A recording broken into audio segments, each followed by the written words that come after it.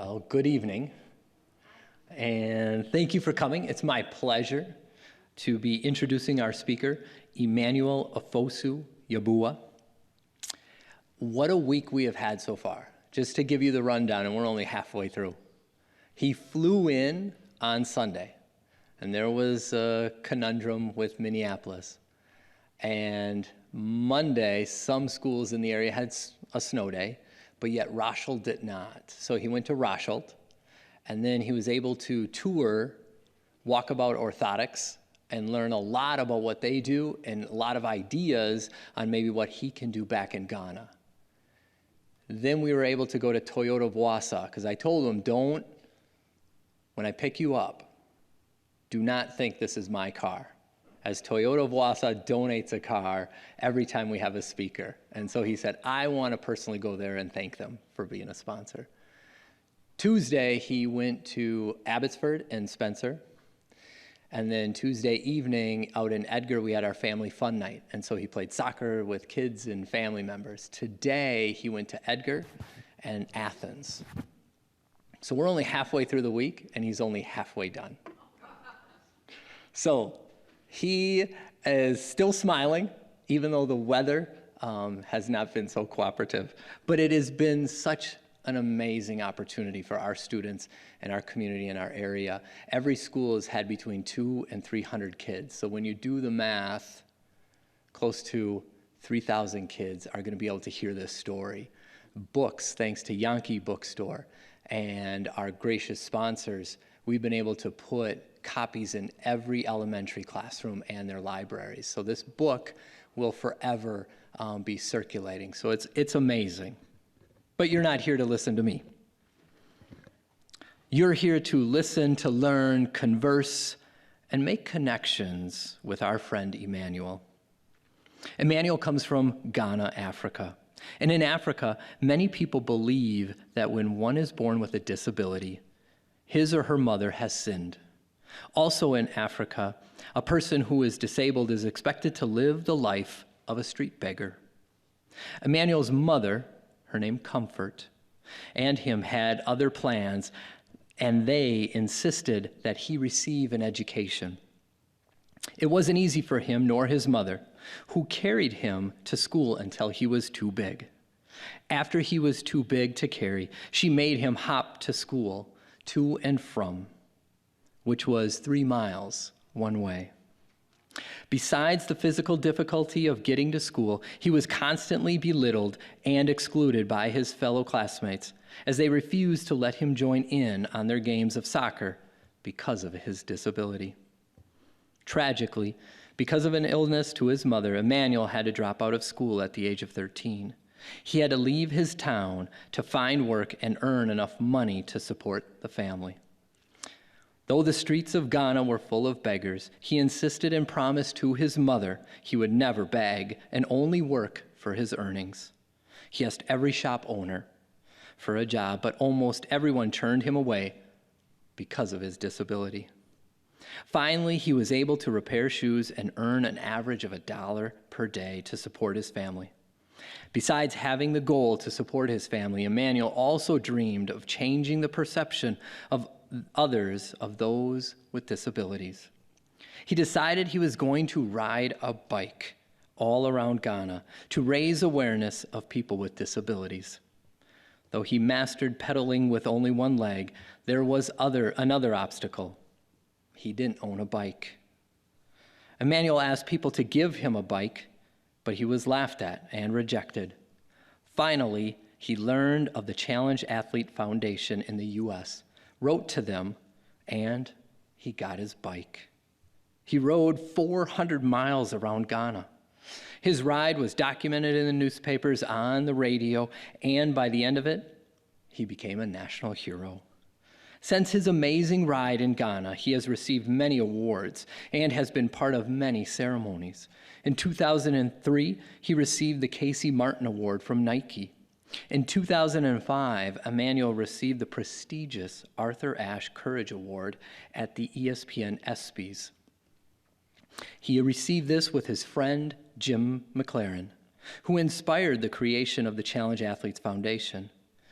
He had the honor of meeting President George W. Bush and UN Secretary General Kofi Annan, but he's met many, many amazing people.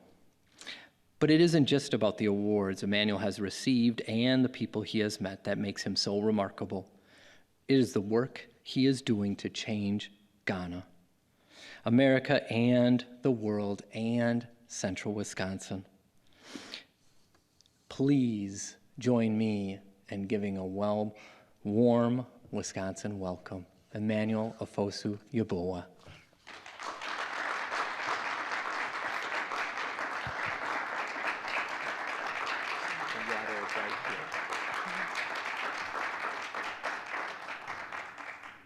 Wow, that's nice.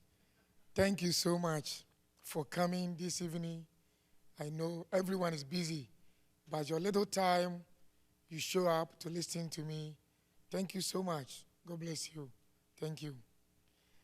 I'm here today to share my story with this community and you guys, for you to know maybe how we can able to make possible to change the world. Because I believe I'm in this world. I belong to the world. I don't belong to Ghana. I don't belong to any country. I belong to the world. My involvement can move world forward. I was born in Ghana many years ago. Like how you guys know, you read about my book, you watch a book or something like that. So many places, so many things about me. You read about me on internet, so many places. It's true. It's me. I was born in Ghana. And that time, they are killing so many disabled people. And my mom decided, I'm not going to kill my son. I want my son to live. And my journey from Africa to United States is a long journey, but I will make it small. I was born in Ghana, West Africa. Our flag is red, gold, green. That's why Ghana national team, we call it Black Star because of the star in the middle of our flag. I was born in Ghana. You can see me, baby Emmanuel, and Mama Comfort. My mom loved me so much. She decided, I'm not going to kill my son. And she wants me to live. And she will make sure she will never let me beg on the street, like how some people are begging on the street. Because why some people are begging on the streets? They didn't kill their children, but they didn't find any job for them. They didn't send them to school, so they don't have any option. Maybe some of them, their parents pass away, so none of family members are taking care of them. So the option is to beg on the roadside. And my mom said, no, Emmanuel, I won't let you do that. So I used crutches from day one. I was born until the time I came to this country. I remember my mom carried me from my house to school 3 miles every day. And my mom said, at the age of around 12 years, my mom said, Emmanuel, you are very heavy. I can't carry you again. So you have to hop to school by yourself. And I tell my mom, how can I hop to school? And she said, if you're in the house, you hop around. If you're going to take shower, everything, going to bathroom, you hop. So hop to school. And I said, okay. I listened to my mom, and I started hopping to school. 3 miles every day in and every day out. So I decided to do something for myself.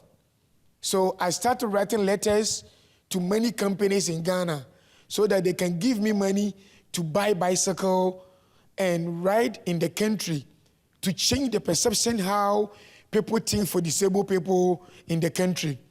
I wrote letters to many companies, none of them giving money to buy a bicycle. And I didn't end up over there. I still keep on searching people they can able to help me to buy a bicycle. So in Ghana too, we have missionaries and visitors from US, different countries. So I met 2 guys and I approached them because I know they are white guys. So definitely they bring money from outside. So they're going to give me money. And I just approached them and they said, no, Emmanuel, we don't have any money, but we know a foundation in California called Challenge Athlete Foundation. They help people like you. So maybe they can help you. And I said, okay. And they give me their address to write to them.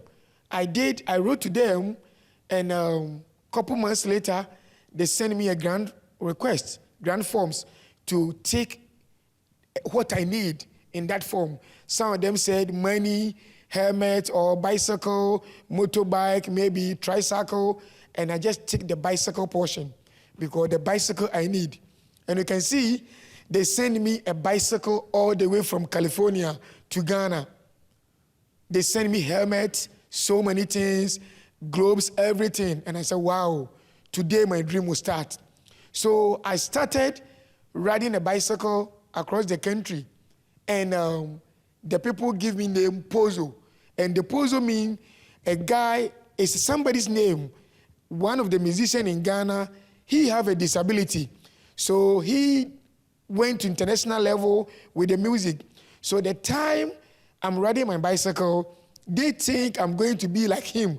So they start calling me his name, Pozo, Pozo, Pozo. So right now, it became like household name. So any person have disability in Ghana, they call you Pozo.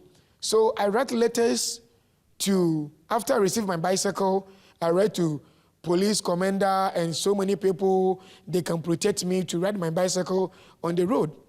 And they give me police dispatch rider so that he can follow me to ride my bicycle to go anywhere. So I put the heading, positive change.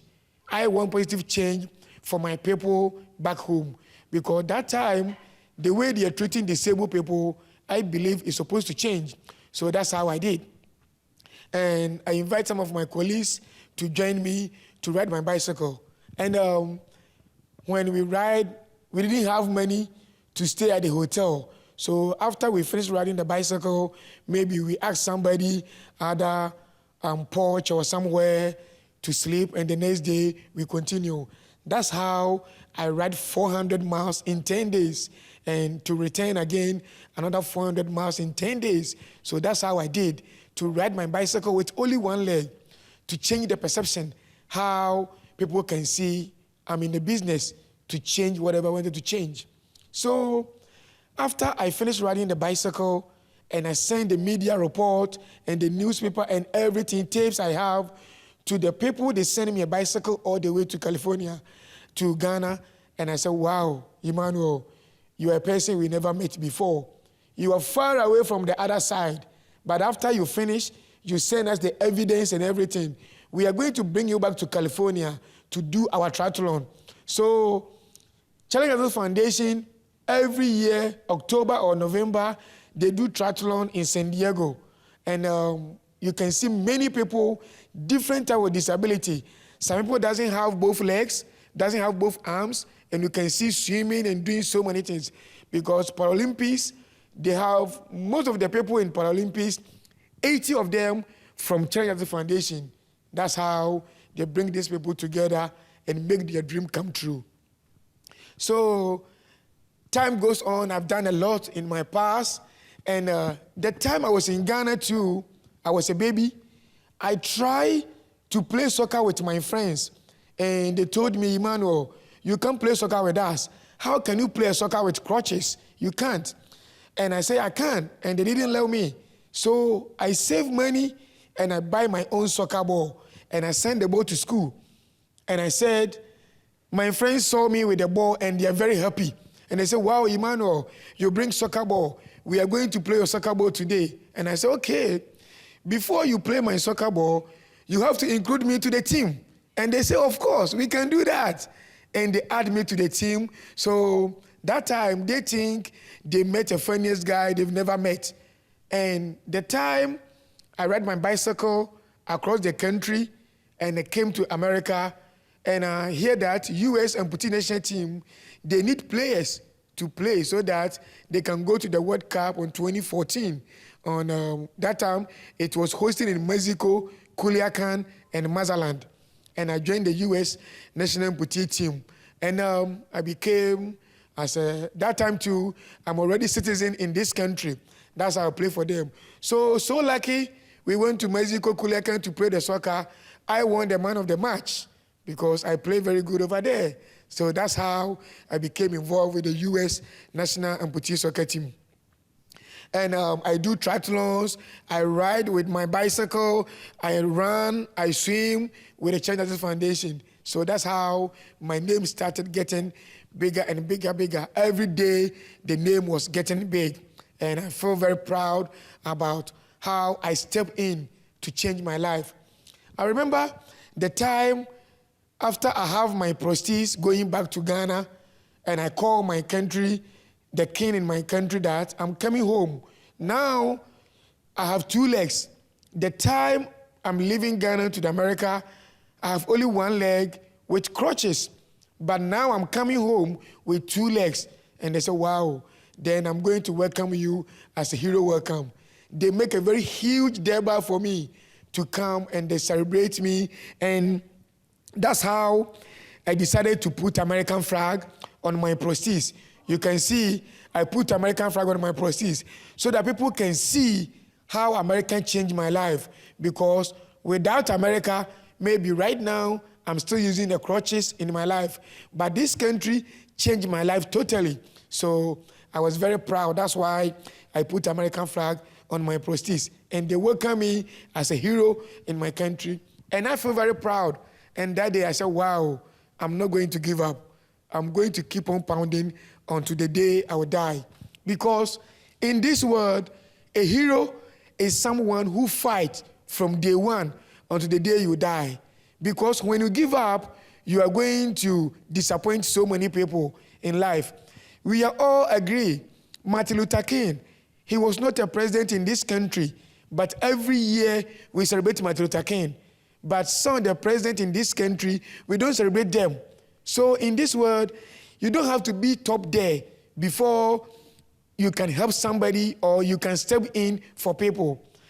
2006, and I want disability bill passed in my country, and I forced our former president to pass disability bill because each country have disability bill fighting for disabled people so that people in the wheelchair can get around, can get access to do so many things, they can get employed. But Ghana is not like that. So anyhow they want, and they treat disabled people. And so lucky, 2006, our former president passed disability bill I want for me in my country, I and my people.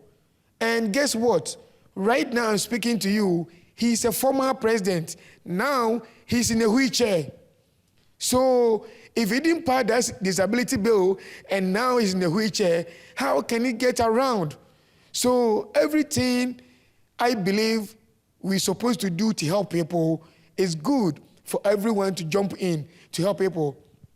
I remember the time I'm going back to Ghana, I met guys make a wheelchair in California. And I said, I have some people in Ghana, they crawl on their hands. Some people are begging on the street. They don't have money to buy a wheelchair. So can you guys give me some wheelchair to take it back home? And said, no, Emmanuel, it's not true. How some people can crawl without wheelchair? And I said, yes, it's true. And they said, okay, we will give you 100 wheelchairs. So, but one condition, we will follow you to Ghana to see either you give the wheelchair to the people they need. And I said, for sure. And they fly with me from here to Ghana. And the next day, I announced on the radio, and I said, I bring some wheelchairs from state. Anyone need a wheelchair, please come and receive the wheelchair. That day, I was crying because the wheelchair is only 100 wheelchair. Almost 500 people show up to come and receive the wheelchair. I don't know who I should give the wheelchair, and I'm crying. And the people, they bring the wheelchair, they promise me that, Emmanuel, when we go back to America, we are going to send you 2 containers of wheelchair, and each container is 400 pieces in one container. And they send me 2 containers for sure. Right now, I'm speaking to you, when you go to Ghana, hospitals and individuals, each home have disability, have the wheelchair I sent to Ghana. So anytime when I see, and I feel very proud. Thank you so much. So I believe that I was born as a deformed person. I didn't have one of my leg, but especially every year, if we are doing triathlon in San Diego, I can see so many people, different type of disability. I believe you are aware. You can see somebody, the person doesn't have both arms. Some people doesn't have both legs, but they can do something. Some people they can't even talk. They use computer to talk. I've seen many disability, different type of disability in my life. But in my life, I never met a person who doesn't have a head before. So if you are alive and you have your head, which means you are blessed. It doesn't matter any type of disability you are in. Because some people, you can see the physical disability they have, but they have disability. So I believe that everyone, we have to treat as equal person so that we can able to bring our gift together. Because I believe you are a dreamer, I'm a dreamer. You have your gift, I have my gift. When we bring it together, that will make the world grow. Because somebody idea to make iPhone. But right now, iPhone travel to the whole world. Everyone is using iPhone. It's somebody's idea to do a Toyota or to make a car. A car is everywhere in the whole world. But many years ago, there's no cars. So that's how I believe that when we come together and decided what can change the world is better than maybe what can change ourselves. 2003, I received $25,000 from Nike. And Change As a Foundation matched that money. Another $25,000 is $50,000. Right now I'm speaking to you, even $50,000 here in America is a lot of money. So imagine in Africa, I can use it to do whatever I want. I can buy a house. I can buy any car I want. But right now I'm speaking to you, I don't have any house in Ghana. I still rent apartment with my family. But I used that money in 2003 to set up educational fund in Ghana for disabled people to go to school so that in the near future, we can have disabled people educated in my country.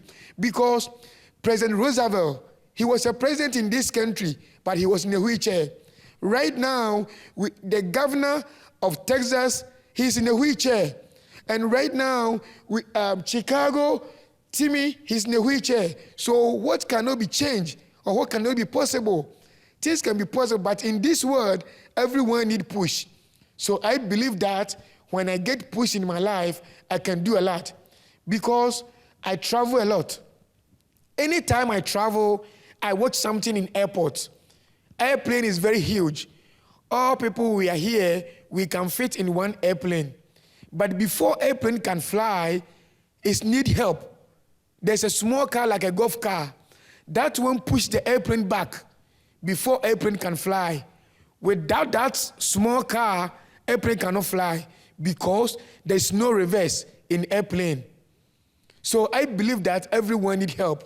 That's why always I try to share my story with people with a very good heart.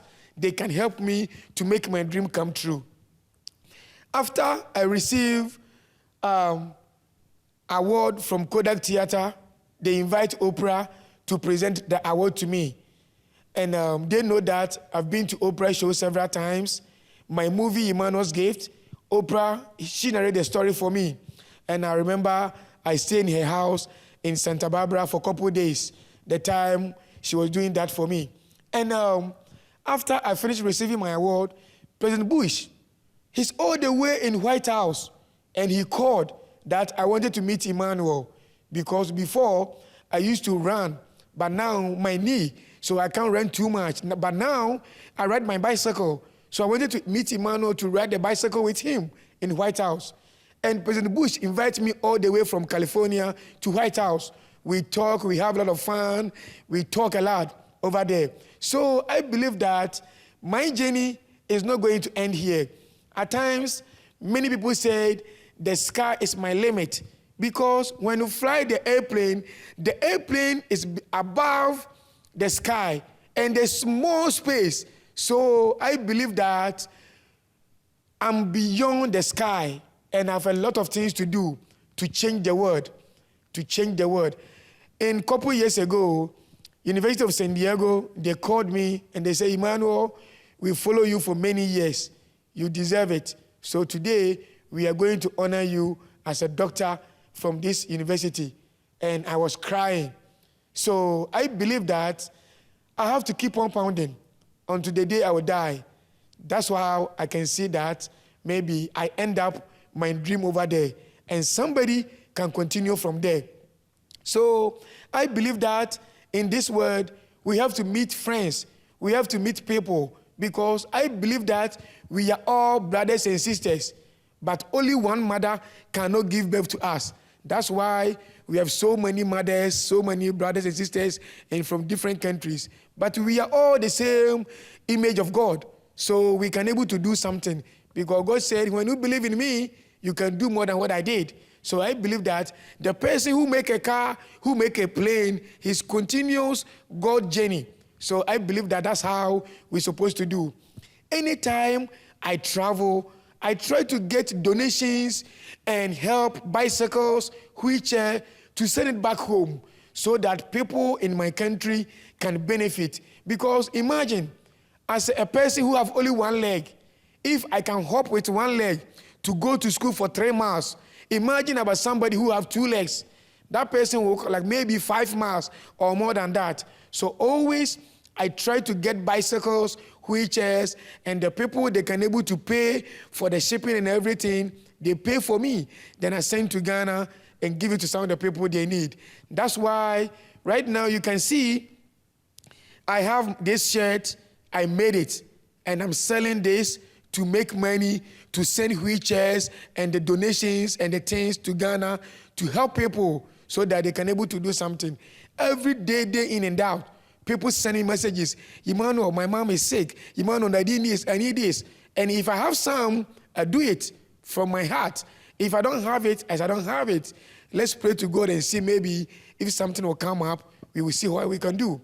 So you can see these the people, they follow me to Ghana to see if I'm going to give the wheelchair out or not. And the day we arrive Ghana, we get the wheelchairs from the harbor. We stay overnight to put the wheelchairs together before the next day we are giving out to people. So you can see anything I do, I try to make evidence for people to see that because of the bad people for the past, if you're doing something, people have doubt. So always I try to let people know that anything I'm doing, I will share with them so that the friendship and the relationship can stay forever. So Jim McClellan is my friend. He's a brother to me. I and him received the Casey Martin Award from Nike, at the same time too, we receive award from Kodak Theater, ESP Award. So anywhere I go, we talk. We are friends until a couple years ago, he passed away. And Lisa and Nancy, they helped me to produce my movie, Emmanuel's Gift. They became like my sisters. So that's how everything worked. And Oprah, she's a very nice lady. She supports me a lot, always invites me to her show for people to know what I did and follow my story and everything. So I'm hoping, right now, I sent him a letter. I wanted to meet him once again to tell her about the biggest event coming in my life so that she can able to help me. So right now, so many things I tell you, I have it on tape, and I want you guys to watch this little video. It's about 15 minutes. Let's watch this. After that, I will come back and talk to you guys again. Then we continue from there. Thank you so much. Ladies and gentlemen, to present the Arthur Ashe Award for Courage, it's my honor to introduce Oprah Winfrey.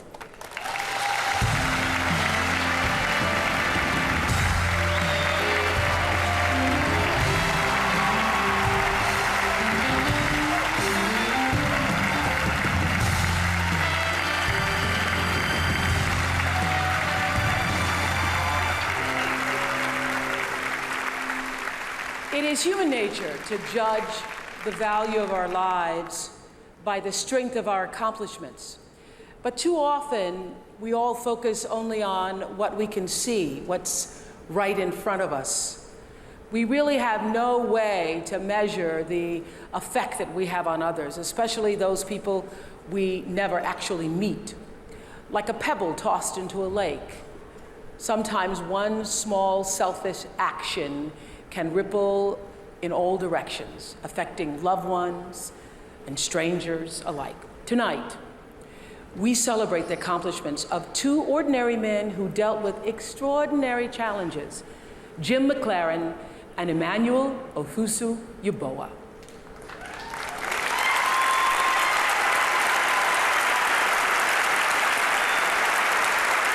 Both embody the courage and spirit that Arthur Ashe set forth years ago.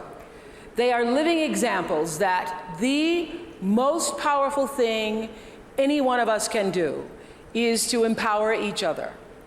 Faced with tragedies that would destroy most people, Jim and Emmanuel did more than just survive, they thrived. They refused to live their lives as passive victims. Instead, they erased the word impossible from their vocabulary. From their choices came action, and from that action came hope. In having the courage to choose life, Jim McLaren and Emmanuel Owusu Yeboah continue to give new life to those around the world who need it most.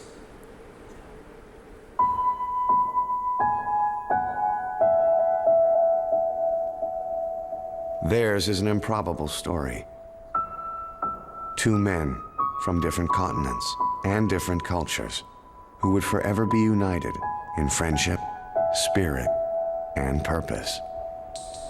Each of us, whether it was a choice at all moments or not, tried to rise to the top of every situation we were in, many times out of just pure survival.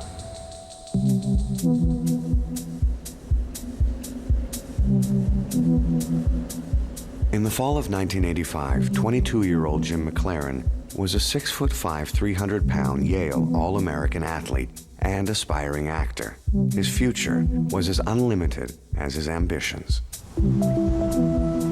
It's October in New York City. I was on my motorcycle, and it was just an evening that felt full of possibilities. And the next thing I remember was waking up naked in a hospital 8 days later after being in a coma. I was hit by a 40,000-pound New York City bus, dead on arrival. They actually chalked my body on the street. After all the internal injuries and all that happened, ultimately all that really happened was I was missing my left leg below my knee.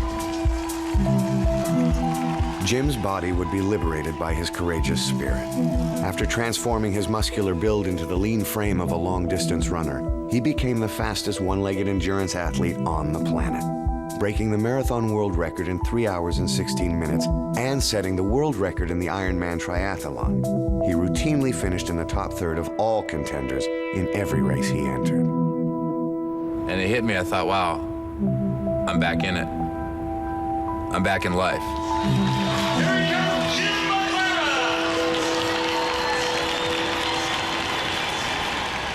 Got onto my bike, and a couple of miles into the bike ride, on a closed course, and I see the grill of a black van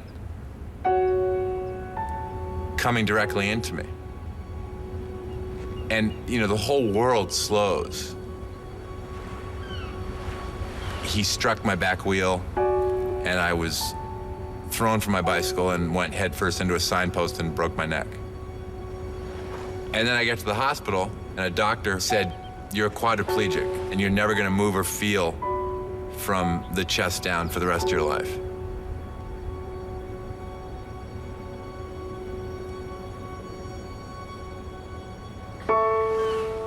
A buddy of mine came to see me from Yale, and I remember I just rolled over and looked at him, and I said, I don't know if I can do this again. Because I didn't.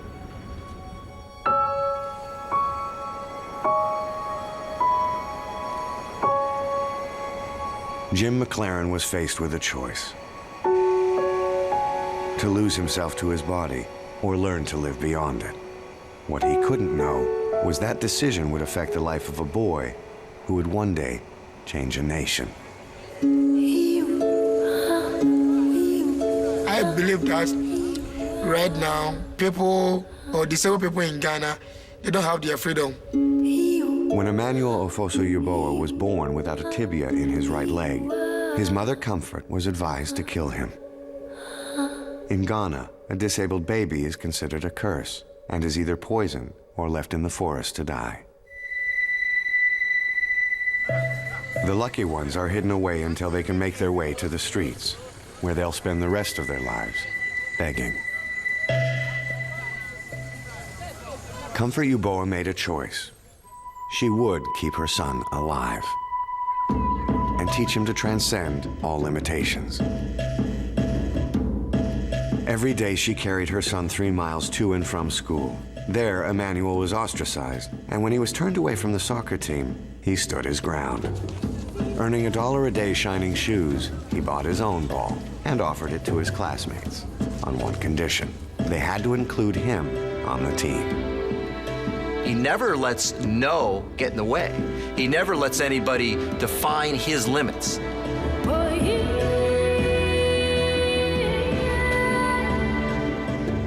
Emmanuel's drive was as boundless as his vision, and when his mother died, he chose to honor her life and the lives of Ghana's 2 million disabled by showing the world that people with disabilities can contribute to society. He took his mission to the streets by first writing a letter to the Challenged Athletes Foundation asking for a bike. The organization was founded for Jim McLaren. What is the silver lining in Jim McLaren's accidents is what has come out of it. Because of the accident, Emmanuel Ofosu-Yeboah in Ghana finds out about the Challenged Athlete Foundation and sends that packet that changes his life and the destiny of his nation. So on one leg for 10 days and nights, he rode 600 kilometers through pain, rejection, and the most unforgiving obstacle of all, hundreds of years of prejudice. But somewhere along that road, Emmanuel would not just be seen, he'd be heard, earning the respect of his fellow villagers, chiefs, and Ghana's most influential king. He has brought hope. Emmanuel has tenacity and endurance, and he has a strong heart to do the things that he's doing and to use what he has done as an example for people. Both Emmanuel and I, even though to the world we look different, we speak differently, it is not a stretch to say that this man, he's my brother.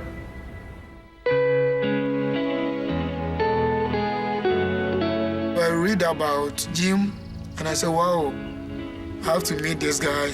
And this guy is one of my biggest inspiration. From my so-called tragedy, this gift comes from all the way across the Atlantic. I don't think it's too way out there to say, maybe I was supposed to break my neck. Jim McLaren was told he'd never move again. His doctors only considered the severity of Jim's injuries, not the strength of his will. After enduring thousands of hours of painful rehab, he stunned and inspired all who knew him. His doctors call him a living miracle.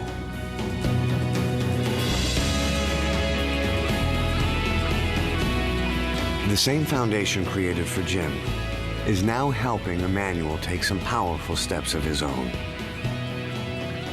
Last year, Emmanuel rallied his countrymen to help him build and distribute 800 free wheelchairs, giving mobility to those who never dared imagine it. Today, he is planning construction of a sports academy, one that welcomes all but employs only the disabled. And one day, he hopes to give Ghana's disabled the strongest voice he knows, his own. I want to run as a member of parliament in Ghana. 10 years' time, I believe that I won't see any disabled person in the street begging. I believe that 10 years' time, through me, Ghana will change. Jim McLaren and Emmanuel Ofosu-Yeboah had hard choices to make and a hard road to follow, but they realized early on that there was only one route for them. I believe that I get my strength from my mother. And I think if my mother looked down from heaven she'll be very proud of me. And that makes me feel happy in my life. I found my strength by saying and believing I am not my body. I am a man. I'm alive. As alive as anybody who's jamming a basketball or scoring a touchdown or, you know, hugging their child.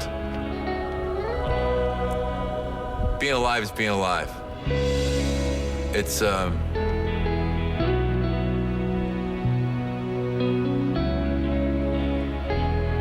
good thing.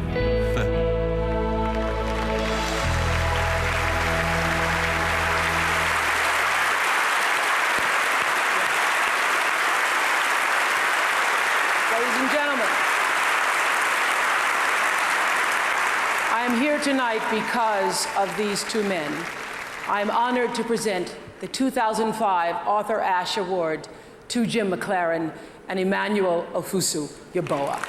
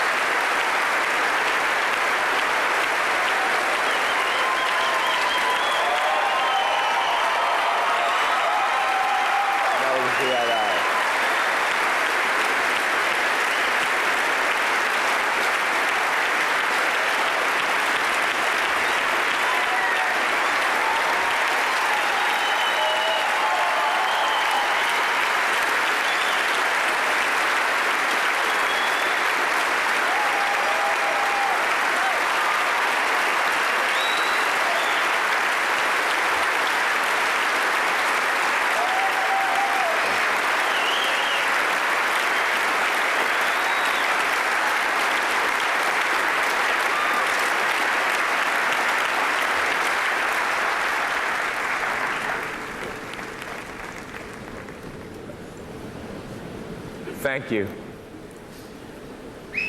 I have to say that I really didn't feel worthy of being here until this morning at the Mondrian, who's been wonderful to me. I was at 6 a.m. and I wanted to turn the air conditioner up a little bit, so I actually fell trying to get in my wheelchair and I bruised a rib.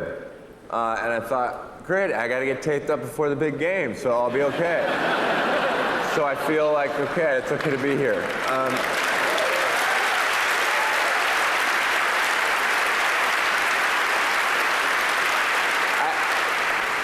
I just quickly want to thank ESPN, the Challenged Athletes Foundation, for putting us together, for helping Emmanuel's gift become a possibility that's going to change people's lives. And I don't find it coincidental that Arthur Ashe, whose body has only left this earth, not his spirit, died.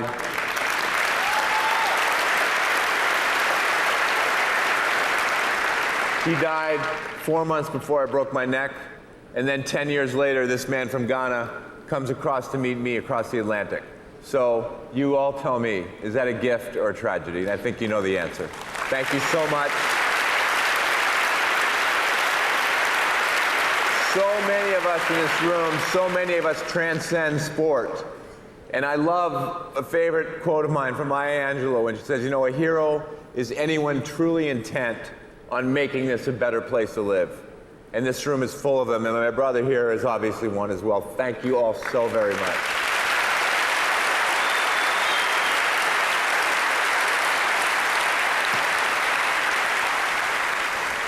Thank you very much for coming this evening.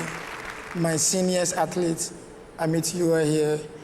And I believe that me and Jim, we will take with our steps and do more things. And I believe that my country, Ghana, they are going to be proud of me, and I'm going to continue to do whatever I wanted to do in my future before I die. Thank you very much, and I will thank Cyclist Foundation and all of you here. Thank you very much. Thank you.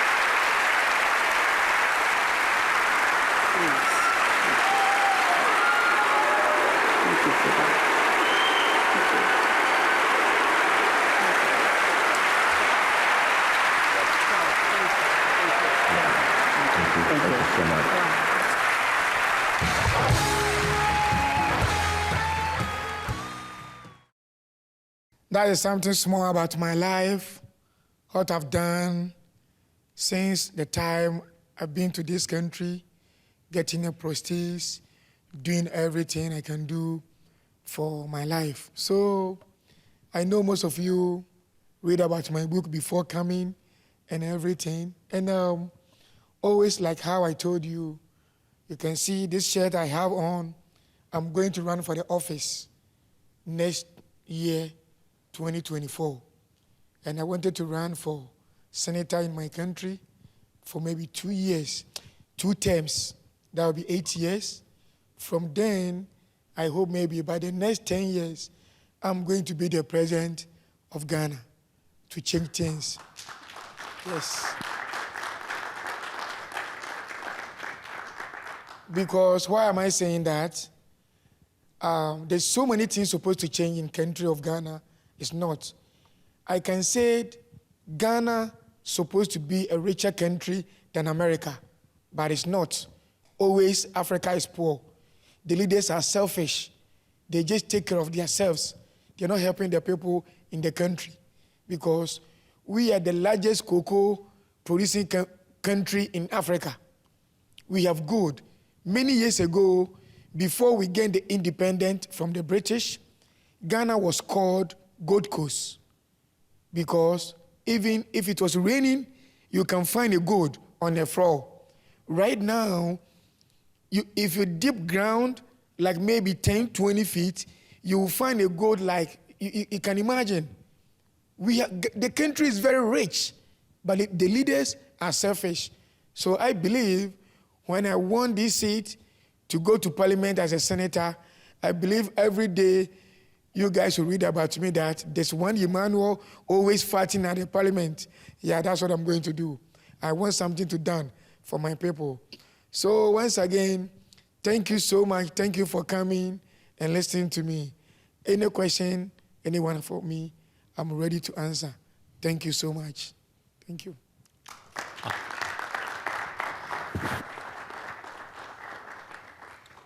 Yeah, what a guy.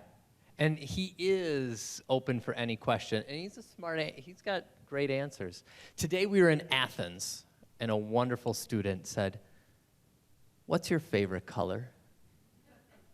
Now, if you know Athens, they are the Blue Jays. And so, being that their colors are blue and white, Emmanuel said his favorite color was? Blue. To a standing ovation, a round of applause with hundreds of people and stuff there. So yes, he is willing to answer any question under the sun. So please, if you feel comfortable shouting it out, definitely raise your hand and shout out. Otherwise, I'll run around with a mic. All right, we have a lady in the back. I don't want to write. Thank you so much for coming here, and I'm truly honored to sit here and your experience tonight. My question to you is, on getting yourself open, getting yourself comfortable, where did you get the determination from? How did you lift yourself up and keep on going? Yes, it's a very good question. You know, that's why in this world, we have huge Mother's Day and we have tiny Father's Day because mothers are wonderful. Without my mom, I won't be here today because my mom, she never buy anything more than $100 in her life. But she promised herself that she's going to take care of me, for me to be wherever I will be. That's why my father left home, and my mom gave me my name, Emmanuel. And Emmanuel means God with us. And so many family members abandoned my mom because of my disability, and my mom said, no, I'm not going to kill my son. So I can see the love my mom, she have for me. So I have to listen to my mom. Right now, 100% in our family, we know that women, they cook. So my mom, she taught me how to cook and everything. Right now, when I cook for you, you won't believe it. You think like it's from a restaurant from somewhere. I'm a very good cook. So I learned a lot from my mom, and the way she loved me, she advised me and everything. I stay with my mom. I never learned how to smoke or maybe how to do any drugs or nothing like that. I don't drink, nothing. So my mom take good care of me so that people won't say, oh, we asked you to kill him. You didn't kill him. Look at what happened. But now, all those people many years ago, they hit my mom. Now they like me.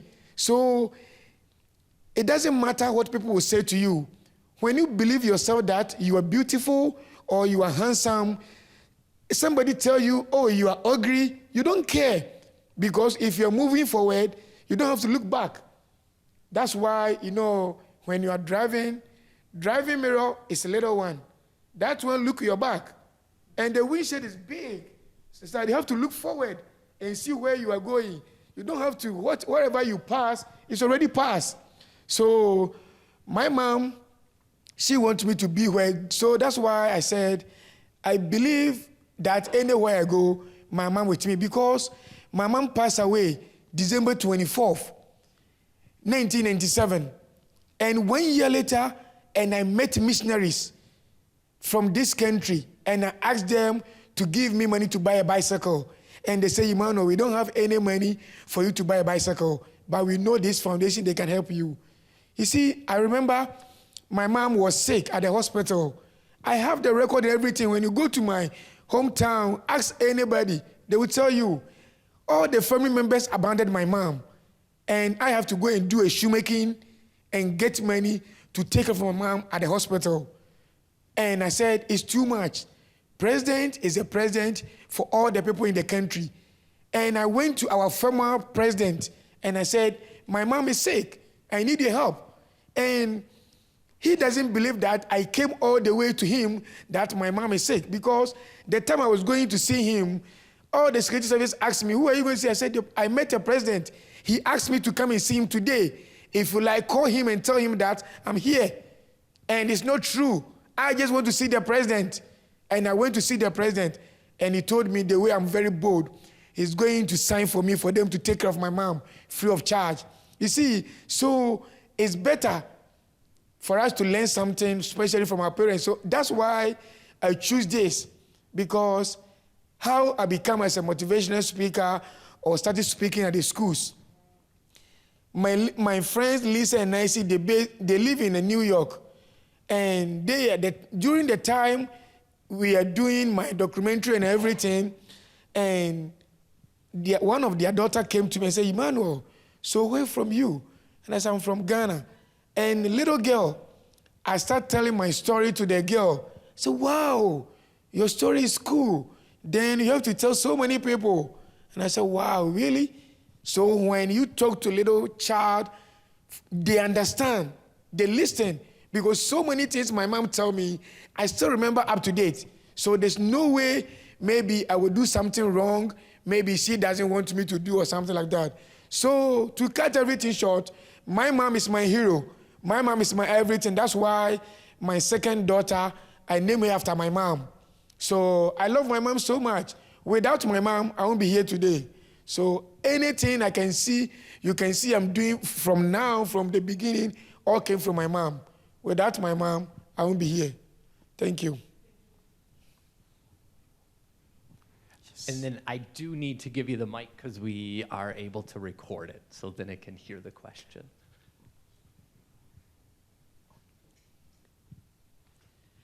You said that practice of people with disabilities and killing someone that maybe had a disability. What's happened to that practice in our, you've helped a lot of people, but are there still that practice in parts of the country, in parts of Africa, where if you have a disability, you're looked down on or your life is ended? Yes, right now, many years ago, that's the time they are doing that. But currently, right now, speaking to you, they don't kill their disabled children. Even, I remember the time I was giving the wheelchair to the people, somebody came to me and said, Emmanuel, I know this house. There's a lady over there, she's in the room, and I believe she needs a wheelchair. And I said, okay, we will go there and ask. And in Ghana, we call white lady, white person, Obroni. So they are all of them calling that girl Obroni because of her skin is white. She never came out before, and she was in 20s because her parents was shy that they would bring the child out for somebody to see that, or maybe they have a child, have disability or something like that. But at the moment we went to the house and give the wheelchair, we bring the lady out and everything, then everybody in the house was crying. You see, so now they are not killing them, but they won't send you to school. Even if you give birth to a twins, and one person have disability, and the other person is an able person, they will send the able person to the school, and they will leave the disabled person in the house. Because right now, Ghana, employment is very high. Even when you finish the high school or university, you can't get any job to do. So they think, oh, okay, able people are having 2 legs, they can't get job to do. Why did they have to waste money to send a disabled person to school? So that was the mentality right now I'm speaking to you. I started educational foundation in Ghana before even our president started to do free education. But even right now, they are not doing it. People are complaining. So it's very hard. That's why I'm keeping up doing all this. If the Ghana system is America, I don't have to worry myself, because even in America, if there's no president in this country, everything will be done. Everything will be perfect. But country Ghana is very hard to discuss because we have money in the country, but the leaders are sharing for themselves. Yeah.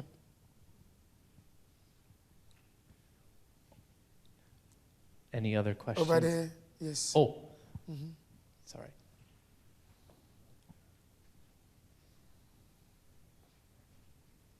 Somebody back here. I'm just curious, who's the lady in the photograph up above? Yeah, that lady, she's my author. Yeah, all my books I write, she helped me to write a book. Yes, Gloria Thompson. Thank you. Yeah. And the author is actually from Bruce, Wisconsin.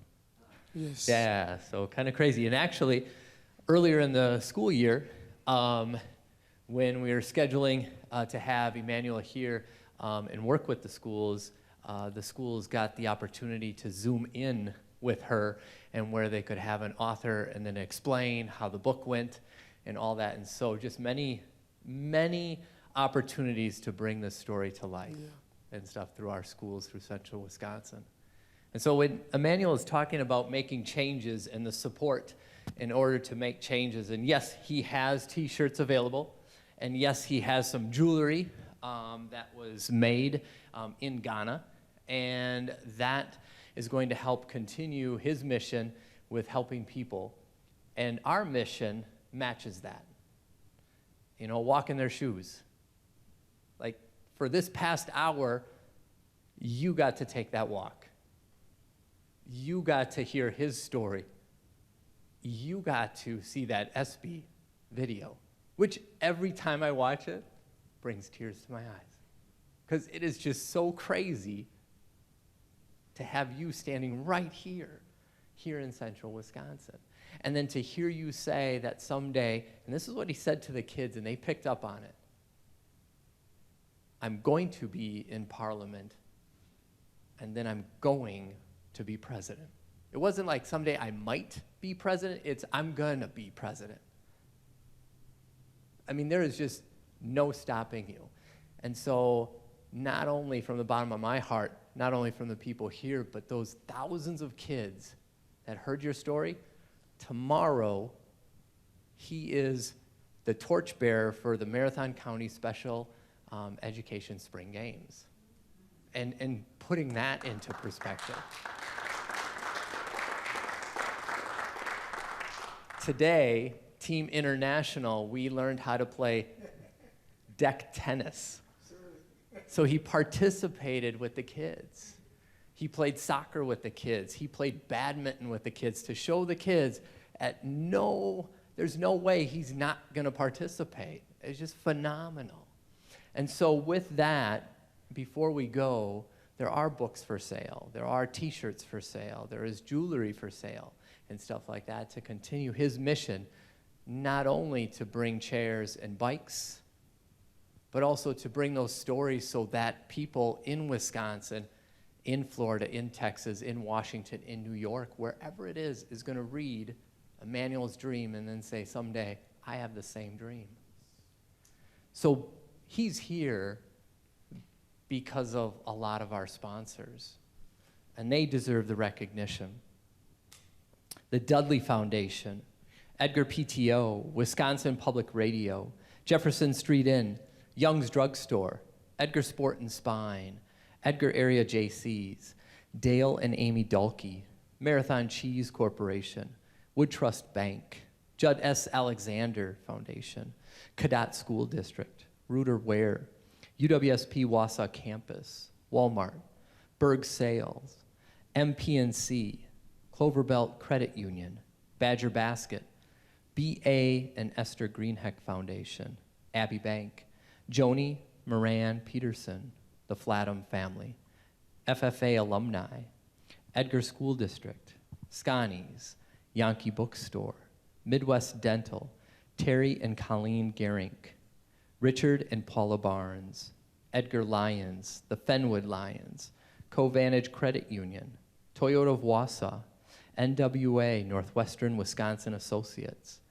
BAME Insurance, Hugum Law Firm, Edgar Education Foundation, the Athens School District, Wausau Noon Optimist, Edgar VFW, the Edgar American Legion, the Wausau American Legion, Montgomery Plant Dudley Post 10, Nicolay National Bank, Marathon County Special Education, Northland Lutheran High School, Jack and Sally Listra, D.C. Everest School District, the Wausau School District, in memory of Daniel J. Merkus, the Community Foundation of North Central Wisconsin, Greebies, David and Darlene Shashina, Southport Home Services, Quick Trip, Godorsey, Midwest Communication, Walkabout Orthotics and Prosthetics, the Mint Cafe, CCT Controlled Concepts Technology, Bartels and Peas, Carrie and John Lashinsky,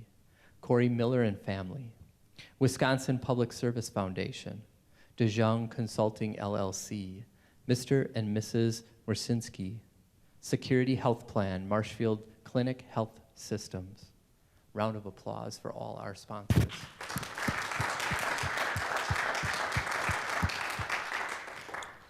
And I can't wait to invite the president of Ghana back to Central Wisconsin sometime. Do not forget about me. Oh, yes, one last question. Now, I work with a nonprofit organization in the country of Nicaragua. And you do see people with disabilities and things like that too. And I think, I'm also raised as a Native American person, so I have a different viewpoint of, who we all are. We always look at everybody in the tribe as being very important, whether you have blue skin or 10 fingers or 4 fingers, you're important to the community. And your community was a little different than that. I find that a little harder to understand, for other parts of the world, but I get it, in a poor community and things like that. What I found interesting too is that in America, people who have certain disabilities also have service dogs or service animals. You don't have that in your country, do you? No. Okay. Why do you think that we in America have that type of thing? I mean, I know we think the canine or animals are our best friend. Why do they not train for something like that? And even in Nicaragua, they didn't, which I found rather interesting because there was dogs everywhere. I mean, there's dogs running in the street and very intelligent dogs. Some dogs are even smarter than humans doing things on the street, but they weren't being trained for people with disabilities or things like that. Do you think that it's just something they shy it down on or look differently on? It's a good question, but the answer is very simple. You know, right now speaking to you, somebody work in Ghana and I think the whole month, maybe the person's salary is like maybe $300 a month, or maybe let's say $500 a month. And that person, even he can take care of himself before even he can take care of his dog. You see, so it will be very hard. And all these things is the president or the people that rule the country, they're supposed to make provisions for all those things, but they are not, because they believe that they are not in your situation or they don't have any disability. So, you know, right now our former president, he's in a wheelchair. He's understand, but before, he's very strong TikTok guy, his term of the office, going up and down. Maybe that time, if you are telling him something, he will never know. You see, so that's why I believe that something or position, it doesn't belong to you. When they send you over there, there's no way you can able to stay there for like maybe many hours. Or maybe we used to say it's not hard to climb mountain, but it's very hard to stay top there for a long time. Yeah, because if the teaching is not your passion, you can't, because so many children coming from different homes, and you're going to tell people, sit down. I say, sit down. Go do this, go do this. You can't. You will quit one day. But if it's your passion or something you wanted to do, you will do it forever. So they are not understanding about the disability, or they don't know the benefit they can get from disability. I remember I went to one radio and I said, everyone you want your company to grow, just employ 2 disabled people in your company. You will see, some people, they're in a wheelchair. If you're going to lunch or something, I can say, oh, Colin, are you going to lunch? Can you buy me this? And I'm still sitting here working. I'm not going to spend time outside talking to friends or anything like that. My break time, I was still sitting here working. And you bring my lunch, maybe I will just finish my lunch and come back. But some people, they can go for lunch for maybe 2 hours and they are not back. You see, so all the references I give it to the people and they are getting it, but because of they are not. I have a dog, I have a cat, they are very friendly, but somebody cannot have it. You see, so it's very difficult. We have to start from somewhere, but we need a good leader to endorse our campaign so that everyone can follow. But do you think that we're lazier by using animals to be able to help us walk across the street? No, it's not true. Because in Nicaragua, like I said, I saw that there was no animals, but the people themselves, I mean, they're blind, and I just could not believe the things they were capable of doing. And, you know, no, you see, let me tell you, even that's why America is blessed. Anyone you take care for animals, you are going to be blessed, because they don't have any option to go and work and feed for themselves. And you're feeding a dog, or you have a dog or a cat as your pet, feeding that animal, God will bless you. So it's not any kind of lazy, you know, they are part of us. You see, so I believe that everyone's supposed to have it. So especially people in the wheelchair need assistance from dog and all those things, yeah, and they listen. So I think it is something most of the country is supposed to learn from that. Yeah. And Emmanuel, I think we are blessed. Yes, absolutely. America is blessed. America is blessed. Because if it's not America, maybe people cannot see what I can able to do tomorrow.